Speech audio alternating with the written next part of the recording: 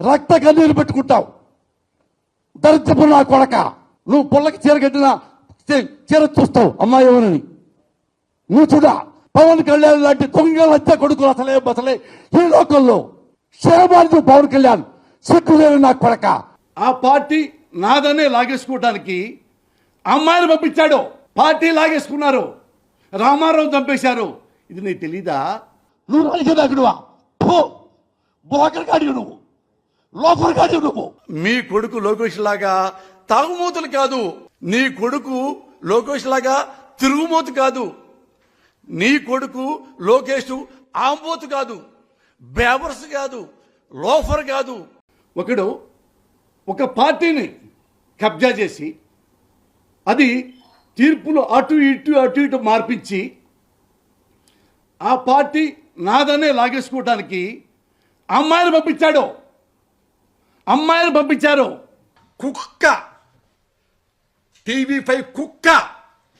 పవన్ కళ్యాణ్, నువ్వు షూటింగ్కి వెళ్ళేటప్పుడు వెళ్ళంగానే నీ పెళ్ళాం మీ ఇంట్లో పని వాళ్ళతో అక్రమ సంబంధం పెట్టుకుంది అని ఎవరో చెప్పారు, నిజమా కాదా?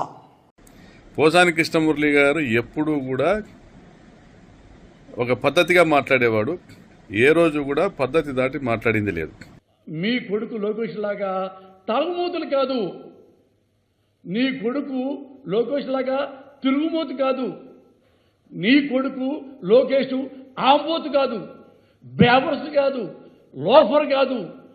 ఒకడు ఒక పార్టీని కబ్జా చేసి అది తీర్పులు అటు ఇటు మార్పించి ఆ పార్టీ నాదనే లాగేసుకోవడానికి అమ్మాయిని పంపించారు. లాంటి పవన్ కళ్యాణ్ లాంటి దొంగ కొడుకులు అసలే ఈ లోకంలో క్షేమానికి పవన్ కళ్యాణ్ సిగ్గులేని నా కొడక. అల్ ఖైదా అంటే ఎవరు గుర్తొస్తారు మనకి? Bin Laden. హెరిటేజ్ అంటే ఎవరు గుర్తొస్తారు? చంద్రబాబేగా. మనోడు చంద్రబాబు కొడుకు కాదా? వాళ్ళ అయ్య సొమ్మిడిది కాదా?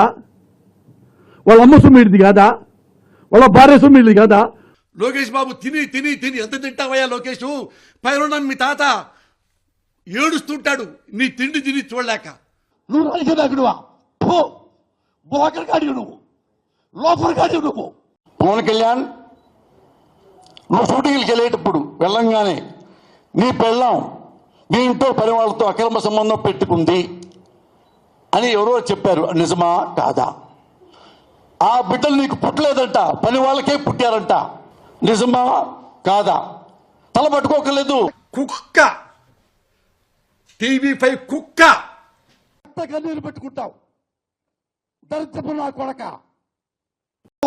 నువ్వు, లోపర్ కాడి నువ్వు. మీ కొడుకు లోకేష్ లాగా తాగుమూతలు కాదు, తిరుగుమూతు కాదు, ఆంబోతు కాదు, బేవర్స్ కాదు, లోఫర్ కాదు. పోసాని కృష్ణమురళి అరెస్టు గురించి వైసీపీ వాళ్ళు అతిగా స్పందిస్తున్నారు. అక్రమ అరెస్టు, తొక్క తోటకూర అని. పోసాని కృష్ణమురళి అనేవాడు ఒక ఊర కుక్క, మురుగుంట్లో పొరిలే పంది. అలాంటి పందిని అరెస్ట్ చేయడంలో తప్పేముంది? జగన్మోహన్ రెడ్డి అండ చూసుకొని జగన్మోహన్ రెడ్డి ప్రభుత్వంలో పోసాని కృష్ణమురళి మహిళలను ఎంత అసభ్యకరంగా మాట్లాడాడు, ఎంత అసభ్యకరంగా కించపరిచాడు. పవన్ కళ్యాణ్ గారి భార్యని ఎంత అసభ్యకరంగా మాట్లాడాడు. పవన్ కళ్యాణ్ గారిని, చంద్రబాబు నాయుడు గారిని, లోకేష్ గారిని, తెలుగుదేశం జనసేన పార్టీ కార్యకర్తల నాయకుల గురించి ఎంత అసభ్యకరంగా మాట్లాడారు. ఇలాంటి ఊరకుక్కను అరెస్ట్ చేయకుండా ఎట్లా వదిలేస్తారు?